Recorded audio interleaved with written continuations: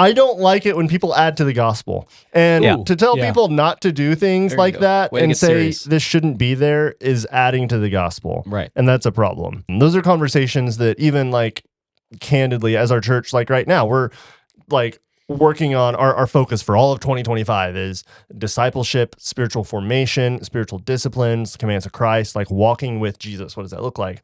And it's so funny how naturally, like as we're having conversations as a staff, like in staff meetings and things, how natural it is for all of us to like, yes, and here's the method that we need to like put forth for people to do this, which is not a bad thing. That's good. We should have methods. We should have ways to go about things. Jesus like supplied methodology at times, but then sometimes we're like, well, what are we going to do if people don't do that method? And then it's like this whole crisis of figuring that out. And it's like, we have to realign to no, okay, hang on. Remember, the method is not the thing.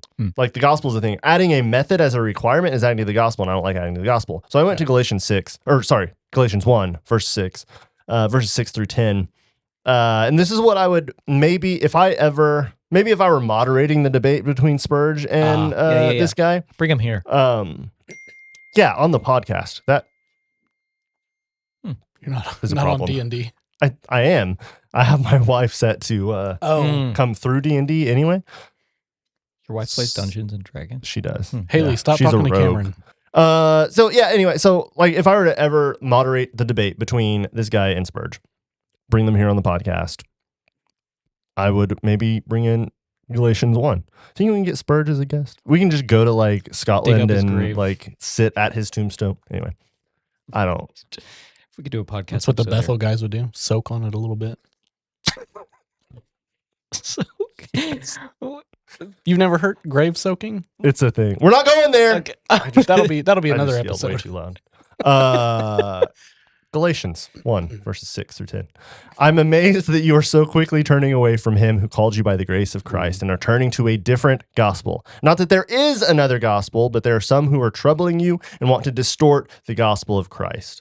But even if we or an angel from heaven should preach to you a gospel contrary to what we have preached to you, a curse be on him. As we have said before, I now say again, if anyone is preaching to you a gospel contrary to what you received, a curse be on him. Anathema.